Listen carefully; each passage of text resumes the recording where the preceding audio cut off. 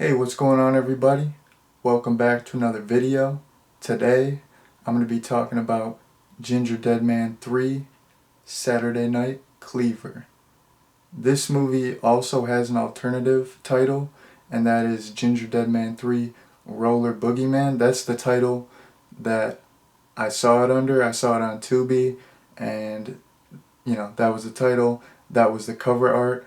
But when I googled it, it was Gingerdead Man 3 Saturday Night Cleaver, so that's probably what I'll title the video. The other one, the second one, had two titles, and I just picked the one that was on Google. But that title for the second one, that's the best title out of the franchise. Passion of the Crust, and it's the Gingerdead Man on a cross. I mean, that might be offensive to some people, but I thought it was pretty darn funny. So my overall opinion of this movie, I had a pretty fun time with it. So when it comes to full moon movies, I tend to enjoy the ones that have a ton of comedy in them, and I like when they just have really outlandish plots, and when they just are just batshit crazy. Like, that's what I look for in these movies. I want it to be schlocky. I want it to be just lowbrow humor, dirty jokes, all that. And in that regard, this movie definitely delivered. Yeah, it had a ton of fun elements. Something that I really liked, there was a lot of references to other horror movies. So the opening is a parody of Silence of the Lambs, and they're at some, like, the Gingerdead Man is at this prison, and it's called like the Institute for, I forgot what it's called, Institute of like Baked Goods. It was something funny, but like right off the bat, yeah, they were coming through with all the jokes. Like, this detective woman, she has to take off all her piercings. Like, the security guard's like, "All right, take off your earrings," and then she's like, I need you to take off all of your piercings." And it's like, it was kind of a funny gag where she's like, keeps taking off piercings, she keeps finding a piercing there, and then she goes, down her pants, she gets some crazy piercings down there, and the security guard's looking at her like, "What? Like, what is this lady on? Like, she's on some freaky stuff. She's got some freaky stuff going on. She's got all these piercings down there." So that was immediately funny. And then later in the movie, the main character, her name is Cherry, and she has psychic abilities. So, I mean, if you all have seen Carrie, you get the reference. So, I mess with Silence of the Lambs, and I mess with Carrie. I mean, solid movies right there. So, I mean, sometimes when movies like pay homage to other movies or parody other movies too much, it's like annoying. Like, nowadays, like, a lot of movies, it seems like they always have to like do callbacks to older movies. It's like, remember this, remember that. And if it's done too much, it's kind of annoying. It's like, all right, like, we get it, like, yeah, it's cool, like, I remember that, I got nostalgia for it, but it's like, your movie still sucks. Like, you're not going to save it by like putting in some stuff that I remember, like, whatever. But this, it wasn't overly done. They didn't do it too much, and I enjoyed it, because it's like, it's a horror film. I'm a horror fan. It had some horror references, and they kind of put a little spin on it, put a little twist on it, where I was expecting it to just be like a total ripoff, but they kind of switched it up a little bit. So, yeah, the references were cool. You know what? At this point of the video, I'm kind of talking about the plot a little bit. I'm just going to give you all a little plot summary. So, like I said, the Gingerdead Man is at this prison. There's all these other baked goods at the prison. And then these like animal rights, these like insane animal rights activists come in, and they're trying to like break all these baked goods out of the prison. So the Gingerdead Man gets out, and then just conveniently enough, in like the next room over, there's a time machine, and he goes back to the 70s. The 70s. He goes back to 1976 specifically, and he goes to this indoor roller rink, and it's got like a disco vibe going on. Everyone's just doing a copious amount of drugs. People are doing all kinds of cocaine. These two individuals, this couple, they're doing this drug trail mix. I think that's what they called it, but who knows? I don't know. I don't have the best memory, but it's just like a bag filled with like a mix of different drugs. They got like shrooms in there. They got whatever. They got like pills. They're popping pills. So, I mean, everyone's having a good time. They're getting messed up. They're roller skating, having a fun time, and once we get to the roller rink setting, we're introduced to the main character, Cherry, and she's kind of like a plain Jane, nerdy type, which is funny because I mean she's like a very attractive woman. It's so funny in just movies in general when they try to make like a they try to for like they'll try to make like a girl next door nerdy type character, and they always pick like a just like a total like a just completely beautiful woman, and they're like, and then it's like no one pays any attention to her, and then they just give her a makeover, and it's like everyone's like, wow, she actually is attractive, and it's like she was already attractive. Like actually she looked worse with the makeover. Like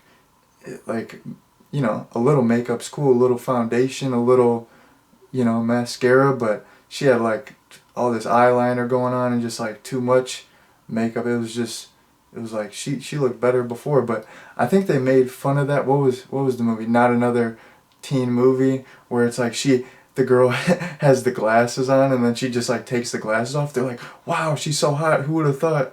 So, yeah, I was just thinking about that during the movie. I'm like, no one's paying attention to this girl. Like, she was more attractive than the girl who was uh, like the reigning champion, the reigning winner of the roller disco thing. And I'm like, it's just funny how movies do that. But anyways, once we get to the roller rink, we're introduced to Cherry. She's got some psychic abilities going on, and the person who owns the rink is her relative. I forgot how they're related, but anyways, the owner is low on money, so they need to like do all this fundraising to save the rink, and they're doing this competition.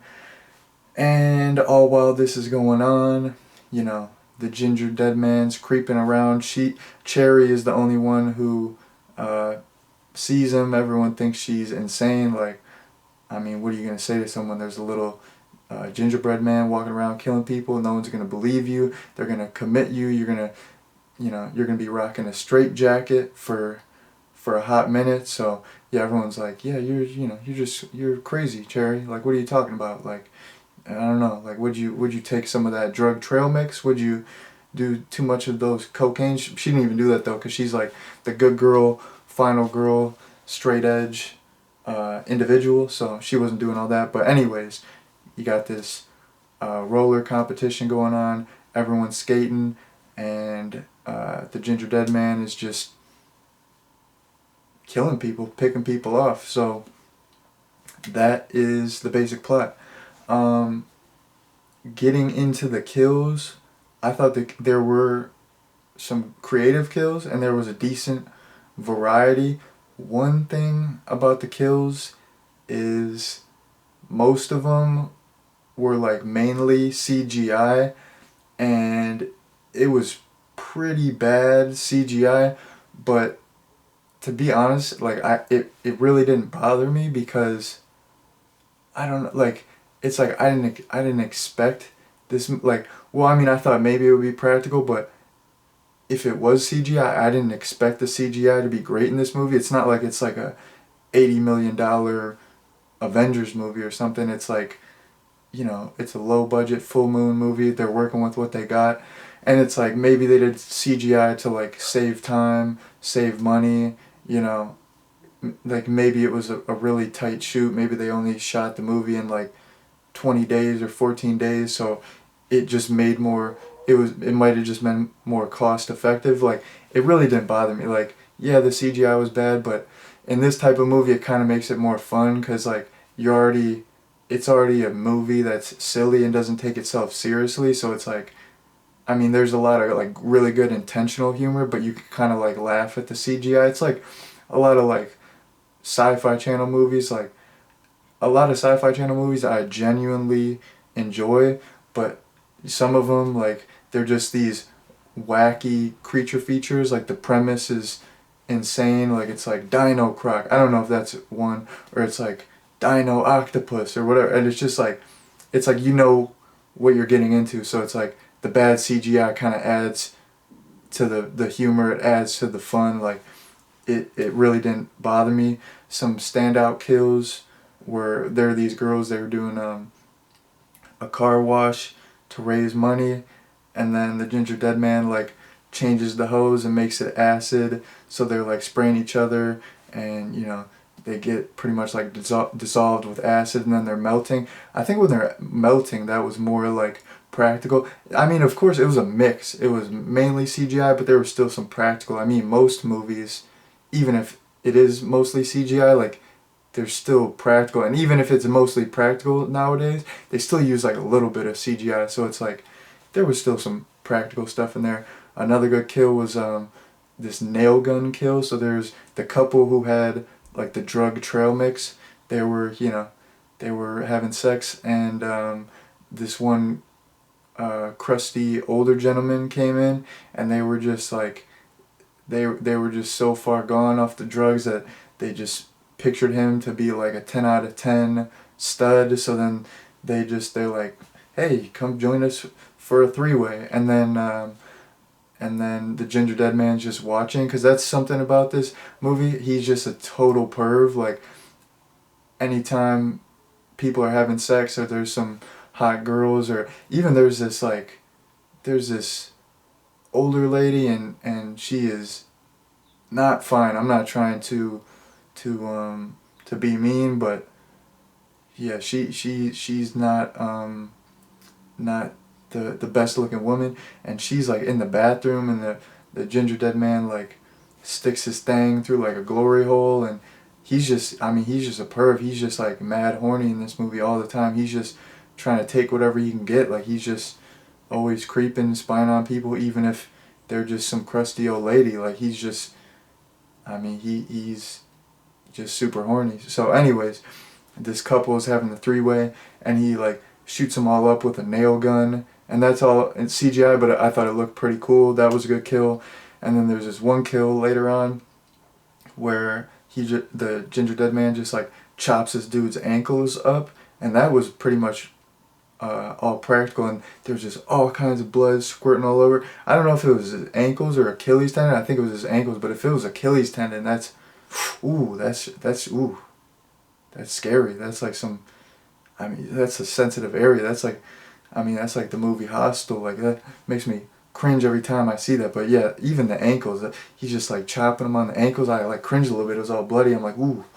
So that was pretty good. And then later in the movie, he's just like shooting everybody up. So I mean, there's some decent gore, you know, decent kills. It's a good time. Let me check my notes here, see what I haven't talked about. Oh yeah, so yeah, I talked about him being a perv. I mean, yep, talked about that. Yeah, like, in addition to him being a perv, like, that was like a funny aspect of his character. Another funny aspect of his character was just his dialogue. His dialogue was so funny. He was just so offensive to everyone in a super funny way, and he was always swearing. He was just, I don't know, like, that's what I expect from this character. He's a little you know, gingerbread man who kills people, and he can talk. Like, I want him to be funny. I want him to have personality. You know, it's not like it's not like Freddy Krueger where it's like you want him to be more serious, and then in the movies where he's like more of a comedian, you're like, what the heck, like this is stupid. Like in this movie I want him to be a full-fledged comedian, and he is, and he's just super offensive, he's just swearing left and right. I love it. It's just a perfect fit for the character. It makes the movie fun. Let me see, let me check my notes here. Yeah, so the ending, like when I was watching the third act, like it was like leading toward, like it was like building up towards the climax of Carrie, where the pig blood or whatever gets dumped on her, and I'm like, oh, they're just gonna completely rip off Carrie, and that's gonna be the ending, and I'm like, that was like bumming me out. I'm like, that's stupid. Like, I mean, why don't I just watch Carrie? Like, they're just gonna totally rip off the whole thing. But they actually, this is a spoiler alert here, so if you haven't seen the movie, um, you know, tune out. But I mean, if you're watching this review, you've probably seen the movie. But anyways, I'm just letting you know, all know, spoilers ahead. So they actually accidentally dump the blood on the other girl who's like the antagonist. She's just a big meanie. She gets the blood on her, and then she gets killed. She gets like her head split. That's CGI, but I thought it looked pretty cool. And then at that point, the Gingerdead Man comes out, and he just starts like just killing everyone.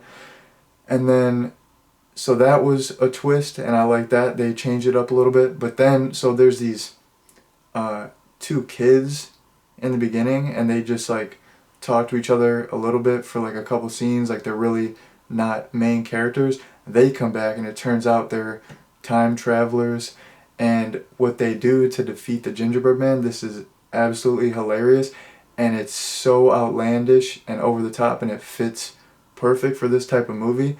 So since they have the time machine, they get all these just really bad individuals from history. They get like Adolf Hitler, they get Jeffrey Dahmer, they get Charles Manson, just all these bad people, and they get them to defeat the Gingerdead Man. So that was awesome. I was just like, yes, like it was just completely out of left field and just totally fit with the tone of this movie. So that was awesome, and I was absolutely not expecting that at all.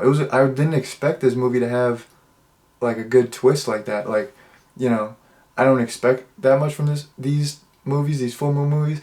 And that being said, I like full moon. I like a lot, not all of them. Like any movie studio, I don't like all their movies, but I like a good deal of the full moon movies that I've seen. But I don't expect them to have like great character development or great twists. Like they are what they are. They're like low budget sci-fi monster movies with a lot of comedy, a lot of lowbrow humor. But I thought the twist was pretty smart for this movie. Like, I mean, I gotta give the filmmakers credit. Like, I was not expecting that. Totally came out of left field. I thought it was relatively smart. Like, it was funny. It was a great twist. Let me see what else I gotta talk about. Yeah, and pretty much the last thing that I want to say is, okay, so in the third act, the Gingerdead Man goes on just a total killing spree, like I said, but throughout the entire movie, there weren't that many kills, and it's not like a Friday the 13th where there's like a kill every 8 minutes. Like there was like 3 main kill sequences where like a couple people got killed, but like for the whole like middle of the movie, I feel like you didn't see that much of the Gingerdead Man. He would just like pop up here and there, just pop in, and then it's like something like that just happened while I was watching, where it was like he would pop up and I would just be like, oh, I totally forgot that this was a Gingerdead Man movie. I just thought I was watching some like roller skating movie.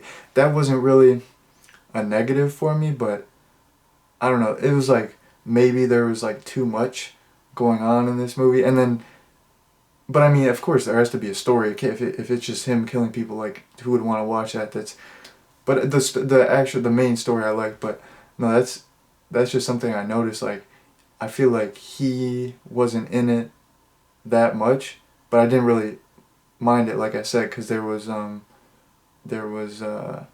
lot of other interesting stuff going on, and it's the type of thing where like too much of a good thing is never a good thing. So it's like if he was in it too much, it would kind of like lower his value as a character, because like when he pops on screen, he's funny, charismatic, and you're like, yes, like they gotta give him like a little bit of a break, you know, because if like he's just always on screen, you're like, I'm tired of this fool, like get him off screen. But like he kind of like, there was like enough absence where like when he came back, you're just like totally into it, and you're like, oh yeah, he's about to say some funny stuff, kill some fools in a creative way. So like I said, that's, you know, pretty much everything that I had to say. And like I said, overall, I had a pretty good time with this. You know, it had all the elements that I was looking for in this type of movie. Um, out of the three movies in this franchise, I think the second one is still my favorite, but this one is a close second. The first one I thought was boring. This one was not boring. This was fun, but it wasn't as good as the second one. Which, I mean, it's the third installment in a franchise. I mean, it's rare that, you know, the third one is going to be better than the second one. But you never know. Some franchise, the fourth one is great, or the sixth one is for some reason good. Like, you never know. But honestly, I would recommend this. It's a good time. I mean, if you're trying to see this type of movie, you got to be in the right mindset for it, you know. But it's short. It's like an hour and 20 minutes. It's fun. So, I mean, I would definitely recommend it if you haven't seen it. Go check it out. It's free on Tubi. I mean, what do you have to lose? Short runtime. It's free. Might as well check it out. I mean, if you've seen the other two, of course. I mean, not that there's really that much like connectivity. Like honestly, you could really like just watch this and not see the first two. Like there's not really a like cohesive storyline, and there's not like a lot of like lore or backstory that you need to know. So you could just check out like 2 and 3, and it doesn't really matter. But anyways, I'm gonna wrap up the review here. Thank you all for watching, and peace out.